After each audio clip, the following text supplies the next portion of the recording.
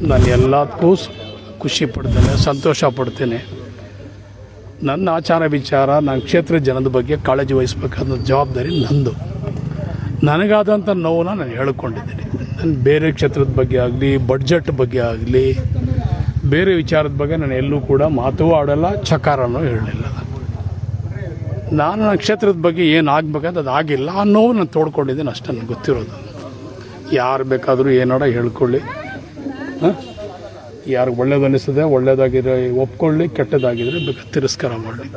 ನನ್ನ ಕ್ಷೇತ್ರಕ್ಕೆ ಆ ನೋವನ್ನು ನಾನು ಹೇಳ್ಕೊಂಡಿದ್ದೆ. ನಾನು ಅದನ್ನು ಹೇಳೋದಿಲ್ಲ, ನಾನು ಅದನ್ನು ಹೇಳಲಿಲ್ಲ, ನನಗೆ ಅದು ಆ ರೀತಿ ಅನಿಸ್ಕೊಳ್ಳೂ ಇಲ್ಲ.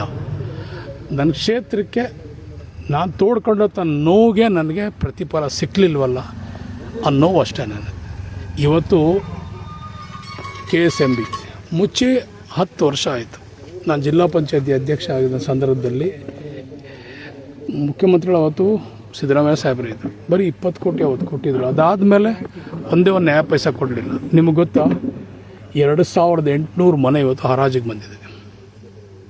ಎಲ್ಲ ಬ್ಯಾಂಕಲ್ಲಿ ಮೈಕ್ರೋ ಫೈನಾನ್ಸು, ಇನ್ನೊಂದು ಹಣಕಾಸು ವ್ಯವಹಾರ, ಪ್ರೈವೇಟು, ಬಡ್ಡಿ ಏನೆಲ್ಲ ಮಾಡ್ಕೊಂಡು ಇವತ್ತು ಸುಮಾರು 2800 ಮನೆಗಳು ಇವತ್ತು ಹರಾಜಿಗೆ ಬ್ಯಾಂಕ್ನವ್ರು ಇವತ್ತೆಲ್ಲ ಬಂದು ನೋಟಿಸನ್ನು ಇಶ್ಯೂ ಮಾಡಿದ್ದಾರೆ. KSMBಗೆ ಒಂದು 100 ಕೋಟಿ ರೂಪಾಯಿ ದುಡ್ಡು ಕೊಡಿ ಅಂತ ಕೇಳ್ತಾ ಇದ್ವಿ, ಇಲ್ಲ. ರಸ್ತೆ ಚರಂಡಿ ದುರಸ್ತಿ ಕೇಳ್ತಾ ಇದ್ವಿ, ಇಲ್ಲ. ಆ ಕಳ್ಕೊಂಡಂಥ ವಸ್ತುಗಳಿಗೆ ಏನಾದರೂ ಒಂದಷ್ಟು ಪರಿಹಾರ ಕೊಡಿ ಅಂತ ಕೇಳ್ತಾ ಇದ್ವಿ, ಅದಕ್ಕೂ ಇಲ್ಲ. ನೋವಾಗಲ್ವಾ? ನಾನು ಬಡ್ಜೆಟ್ ಬಗ್ಗೆ ನಾನು ಮಾತಾಡಲಿಲ್ಲ. ಬಡ್ಜೆಟ್ ಸಂತೋಷ ನನಗೆ. ಎಲ್ಲ ಕಡೆಯೂ ಸಾಕಷ್ಟು ಅನುದಾನಗಳು ಕೊಟ್ಟಿದ್ದೀರಿ, ಗ್ಯಾರಂಟಿ ನಡೀತಾ ಇದೆ. ಗ್ಯಾರಂಟಿ ಜೊತೆಯಾಗಿ ತಾವೆಲ್ಲರೂ ಕೂಡ ಇಷ್ಟೊಂದು ಚೆನ್ನಾಗಿ ಬಡ್ಜೆಟನ್ನು ಕೊಟ್ಟಿದ್ದೀರಿ. ನಾನು ನನ್ನವನ್ನು, ನನ್ನ ಕ್ಷೇತ್ರದ ಜನತೆ ಬಗ್ಗೆ ನಾನು ಆಶ್ವಾಸನೆ ಕೊಟ್ಟದ್ದನ್ನು, ನಾನು ಕಣ್ಣಿಂದ ನೋಡಿದ್ದನ್ನು ನಾನು ಹೇಳಿದ್ದೀನಿ. ನಾನೇ ಯಾಕ್ರಿ ಖಾಲಿ ಆಗ್ಬಿಡ್ತದೆ? ಖಜಾನೆ ಖಾಲಿ ಆಗಿದ್ರೆ ನಾವೆಲ್ಲ ಅಭಿವೃದ್ಧಿ ಕೆಲಸಗಳು ಮಾಡ್ತಾ ಇದ್ವಾ?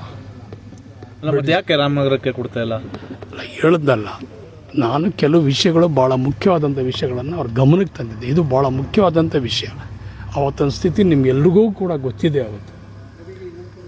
ಅವತ್ತು ನಮ್ಗೆ ಅಧಿಕಾರ ಇರಲಿಲ್ಲ, ಅವತ್ತು ನಮ್ಮ ಸರ್ಕಾರ ಇರಲಿಲ್ಲ. ಅವತ್ತು ಬೊಮ್ಮಾಯಿ ಅವರು ಮುಖ್ಯಮಂತ್ರಿ ಆಗಿದ್ದರು, ಜೊತೆಯಲ್ಲಿ ಮಾಜಿ ಮುಖ್ಯಮಂತ್ರಿ ಕುಮಾರಸ್ವಾಮಿ ಅವರು ಬಂದಿದ್ದರು. ನಾನು ನಮ್ಮ DK ಶಿವಕುಮಾರ್ ಸಾಹೇಬರಿಗೆ ಅವತ್ತು ಉಪಮುಖ್ಯಮಂತ್ರಿಯನ್ನು ಕರ್ಕೊಂಡ್ಬಂದಿದ್ದೆ. ಆ ಪರಿಸ್ಥಿತಿ, ಆ ವ್ಯವಸ್ಥೆ ನೋಡ್ಬಿಟ್ಟು ಅವ್ರ ಕಣ್ಣಲ್ಲಿ ನೀರು ಹಾಕ್ಕೊಂಡು, ನಿಮಗೆ ಸೂಕ್ತವಾದಂಥ ಪರಿಹಾರ ನಮ್ಮ ಸರ್ಕಾರ ಕೊಡ್ತದೆ ಅಂತ ಹೇಳಿ ನಾವೆಲ್ಲರೂ ಕೂಡ ಅವ್ರಿಗೆ ಮಂದಟ್ಟು ಮಾಡಿದ್ವಿ. ಮಾಡಬೇಡ್ದ? 100 ರೂಪಾಯಿ 5 ರೂಪಾಯಿ ನಾನು ಕೊಡಬೇಡ್ದ? 10 ರೂಪಾಯಿನೂ ನಾನು ಕೊಡಬೇಡ್ದ?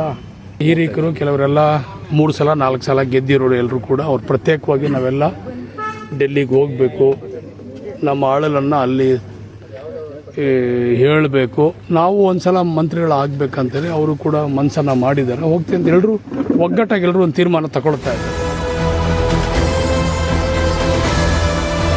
ನಿಮ್ಮ ವಾಣಿ, ಇದು ಕನ್ನಡಿಗನ ಧ್ವನಿ.